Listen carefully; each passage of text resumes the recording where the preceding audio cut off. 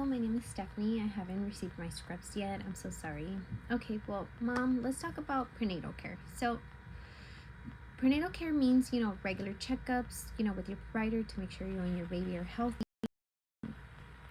These visits also give you time to ask questions, share how you're feeling, how often are the appointments, which are like, week 4 to 28, about once a month. The doctor will see you week 28 to 36. No.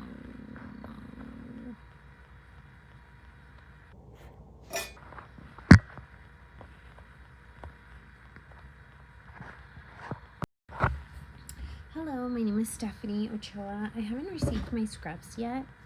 So let's talk about prenatal care. It pretty much means, regular checkups with your primary and, just to make sure that you and your baby are healthy. These visits also give you time to, ask questions and share how you're feeling, especially if you're a first time mom or if you have other kids. How often are appointments? So appointments, they're usually like 4 to 28 weeks. You would see the doctor once a month. Week 28 to 36, you would see the doctor every 2 weeks. Weeks 36, delivery once a week. And you're gonna ask yourself what happens in these visits. Well, the doctor will check your blood pressure, check your weight, measure your belly to see baby's growth, listen to the baby's heartbeat, ask how you're feeling physically and emotionally. They're also going to do labs and tests, especially like early pregnancy blood tests. They'll check your blood type, your iron level, screens for any type of infections, maybe like UTIs. That would be like a urine exams. They check usually every visit to make sure you don't have like a UTI. They check, for sugars and proteins. The ultrasound around the 18 to 20 weeks pretty much checks the baby's growth and anatomy. The glucose test, it's every like 24 to 28 weeks. Screens for gestational diabetes. Group B strep test, 35 to 37 weeks of what I remember. This pretty much checks for common bacteria before birth. Nutrition for a healthy pregnancy. Eating well helps your baby grow and helps you feel your best. And the foods that I would that they recommend for you to do would do like whole grains, like oatmeal, brown rice, whole wheat bread, protein, chicken, fish, eggs. Eggs are full of protein. Beans, dairy or alternatives like milk, yogurt, cheese, healthy fats, avocados, nuts, olive oil, vitamins and supplements. Very, very important to make sure baby's healthy. Folic acid, helps prevent birth defects. Iron helps prevent anemia.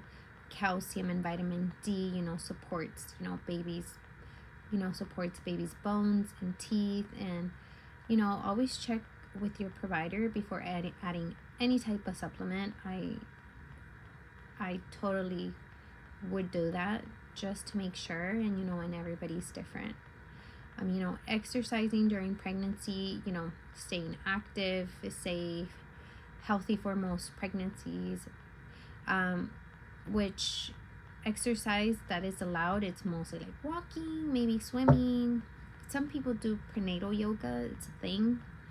Light, something light. And how often? Well, I would say maybe like 30 minutes a day, maybe a couple of days a week, maybe 4 days, 5 days a week. It's okay to break it even shorter sessions. Exercises that I would suggest for you to avoid would be like soccer, boxing, activities with fall risk, skiing, horseback riding, hot yoga or overheating, lying flat on your back for long periods after the first trimester. I wouldn't recommend that at all. Healthy weight gain during pregnancy, it depends of course on something that they call BMI, which is a body mass index before pregnancy. So usually for people it depends. So if you're underweight, it's less than 18.5, which is 28 to 40 pounds. A normal weight, it would be 18.5 to 24.9, which is 25 to 35 pounds. When you're like overweight, it would be like maybe that, or 15 to 25 pounds, or like, let's say the patient's like obese or considered 30 or higher, that's 11 or 20 pounds.